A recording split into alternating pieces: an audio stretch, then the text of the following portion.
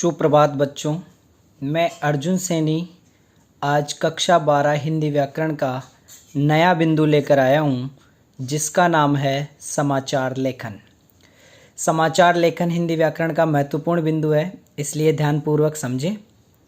सबसे पहले समाचार लेखन से संबंधित जो प्रश्नावली है उसके बारे में अपन अध्ययन करेंगे कि जो प्रश्नावली है उसमें छोटे जो क्वेश्चन आते हैं वो किस तरह के आते हैं। सबसे पहला जो हमारा प्रश्न होगा वह है समाचार लेखन क्या है।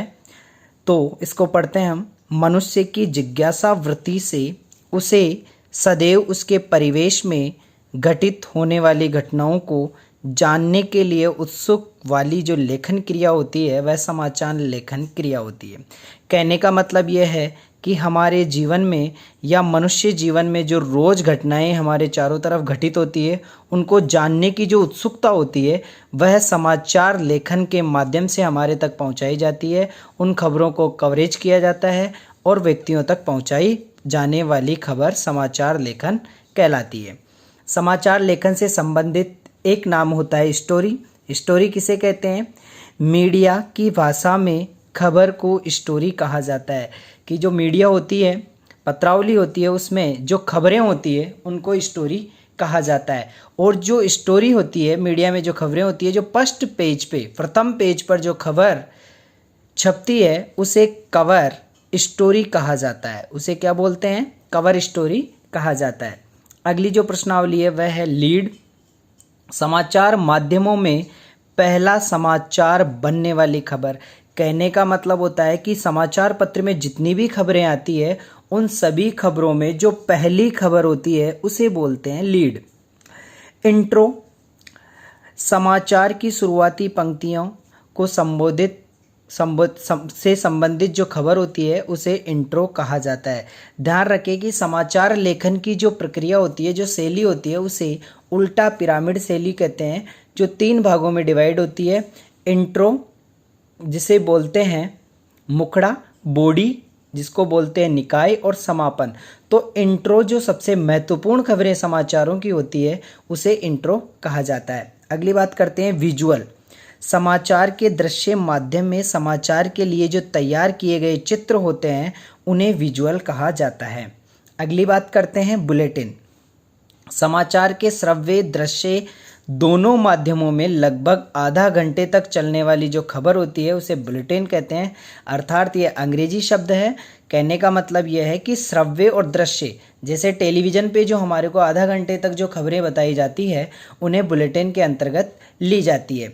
अगली बात करते हैं एंकर क्या होता है। रेडियो वाचन या टीवी पर कोई भी समाचार वादक होता है या जिस व्यक्ति के माध्यम से हम समाचार सुनते हैं उसे एंकर कहा जाता है। अर्थात रेडियो, टीवी पर जो समाचार बोलने वाला होता है उसे एंकर कहा जाता है। अगली बात करते हैं यूनिकोड। इंटरनेट पर उपलब्ध एक हिंदी फॉन्ट होता है और इसे मंगल नाम से भी जाना जाता है।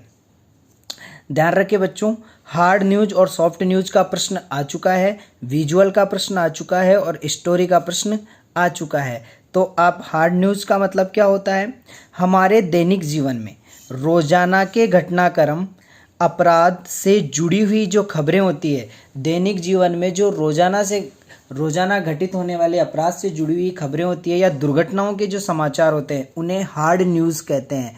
कहने का मतलब जो करंट न्यूज़ होती है वह दुर्घटनाओं पर आधारित होती है और उसे हार्ड न्यूज़ की संज्ञा दी जाती है। सॉफ्ट न्यूज़ क्या होती है? मानवीय रुचि और संवेदनाओं से जुड़ी हुई जो खबरें समाचारों में आती है उसे सॉफ्ट न्यूज़ कहते हैं। जैसे कहने का मतलब यह है कि सॉफ्ट न्यूज़ मानवीय रुचि पर आधारित, मान लो कि आजकल कोरोना चल रहा है तो कोरोना के आधार पर कोई हमें सूचना मिलती है, संवेदनाओं से जुड़ी हुई, हमारी संवेदनाओं से जुड़ी हुई, या मानव रुचि रखता है कि कोरोना से संबंधित हमें क्या सूचना मिलने वाली है, वह सॉफ्ट न्यूज़ में आएगी। जबकि जो रोजाना अपराध हो रहे हैं, जो घटनाएं हो रही है, जो दुर्घटनाएं हो रही है, वह हार्ड न्यूज़ में गिनी जाती है। अगली बात करते हैं हम पटकथा। पटकथा 2 शब्दों से मिलकर बनी होती है, पट प्लस कथा। पट का मतलब होता है पर्दा और कथा का मतलब होता है कहानी। अर्थात पर्दे पर दिखाई जाने वाली जो कहानी होती है उसे पटकथा भी कहते हैं। जैसे फिल्म आप देखते हो, फिल्म पर हमारे को पर्दे पर जो कहानी दिखाई जाती है उसे पटकथा भी कहा जाता है। ध्यान दें, समाचार लेखन से जो संबंधित प्रश्नावली में ये जो भी मुख्य बिंदु हैं वो मैंने बता दिए हैं। इसमें आप मुख्य तौर पर story, intro, visual, anchor, hard news और सॉफ्ट न्यूज़ का विशेष ध्यान रखें। अब समाचार लेखन से संबंधित जो हमारा अगला बिंदु है वो है संचार के माध्यम। समाचार से संबंधित जो अगला बिंदु है वह है संचार के माध्यम। देखो, संचार तीन तरह से हमारे सामने आता है। तीन माध्यम होते हैं इनके जो हमारे सामने आता है। पहला माध्यम होता है मुद्रित माध्यम। मुद्रित माध्यम को प्रिंट माध्यम भी कहा जाता है। मुद्रित माध्यम का दूसरा नाम है प्रिंट माध्यम। और इसी संचार के माध्यमों में दूसरा जो प्रकार है उसे बोलते हैं इलेक्ट्रॉनिक माध्यम। उसका दूसरा नाम इलेक्ट्रॉनिक माध्यम। और आजकल जो प्रचलित है वह तीसरा माध्यम हो गया, उसको नाम दिया गया है नव माध्यम। नव का मतलब होता है नया। नव का मतलब क्या होता है? नया। अब हम पहले माध्यम की बात करते हैं, मुद्रित माध्यम। मुद्रित माध्यम को प्रिंट मीडिया भी कहा जाता है। प्रिंट मीडिया भी इसको कहा जाता है। अब प्रिंट मीडिया का मतलब हो गया जो भी चीज़ें हमारे सामने मुद्रित होकर आती है या प्रिंट होकर आती है, जिनके माध्यम से हम समाचारों को सीखते हैं, उन्हें बोलते हैं मुद्रित माध्यम। इसमें पहली पत्र, दूसरी पत्रिकाएं, तीसरी अखबार या पुस्तकें, कुछ भी हो सकता है। पत्र पत्रिकाएं, अखबार, पुस्तकें, कुछ भी। इलेक्ट्रॉनिक माध्यमों की बात करते हैं तो रेडियो हो गया जो एक श्रव्य माध्यम है। सिर्फ रेडियो पर सुन सकते हैं हम समाचार। इलेक्ट्रॉनिक में दूसरा आ गया टेलीविज़न जो दृश्य एवं श्रव्य माध्यम है। दृश्य एवं श्रव्य माध्यम है, इस पे देख भी सकते हैं और सुन भी सकते हैं, जबकि रेडियो में सिर्फ सुना जाता है। आजकल तीसरा उपकरण आ गया है सोशल मीडिया, जो भी इलेक्ट्रॉनिक माध्यमों में ही गिना जाएगा। और चौथी बात करते हैं फिल्म। फिल्म भी इलेक्ट्रॉनिक माध्यम है क्योंकि फिल्म के माध्यम से लोगों को संदेश दिया जाता है। एक अच्छा संदेश कहानी के माध्यम से, फिल्म के माध्यम से दिया जाता है। ये लोगों को समाचार या संदेश देने का कार्य करता है, इसलिए इसको इलेक्ट्रॉनिक माध्यमों में माना जाता है। नव माध्यम की बात करें तो नव माध्यम में सभी जानते हैं कि नया माध्यम लोगों से जुड़ने वाला है इंटरनेट। आपको बता दूं बच्चों, इंटरनेट को हिंदी में कहा जाता है अंतःक्रियात्मक प्रक्रिया। इंटरनेट का हिंदी में क्या होता है? अंतःक्रियात्मक प्रक्रिया। तो इंटरनेट के माध्यम से भी लोगों को खबरें मिलती है। अगली बात करते हैं हम नव माध्यम जो इंटरनेट है, इसकी विकास की प्रक्रिया पर प्रश्न आता है कि इंटरनेट की विकास की प्रक्रिया को समझाइए।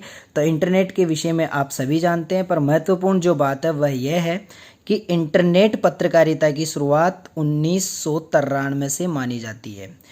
इस इंटरनेट पत्रकारिता की जो प्रमुख साइट्स है वह है rediff.com, जो कि भारत की पहली साइट भी मानी जाती है।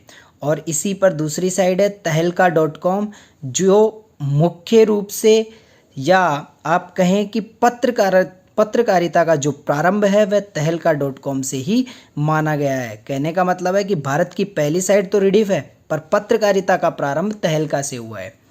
इंटरनेट पत्रकारिता के जो अन्य नाम है वह है ऑनलाइन पत्रकारिता, साइबर पत्रकारिता या वेब पत्रकारिता। इंटरनेट विकास एक विश्वव्यापी संचार प्रक्रिया है या संचार प्रणाली है जिसके माध्यम से हम विश्व से जुड़ी हुई खबरों का आकलन करते हैं या विश्व में किसी भी व्यक्ति से हम आदान प्रदान या समाचारों का संदेश प्रेषण भी कर सकते हैं।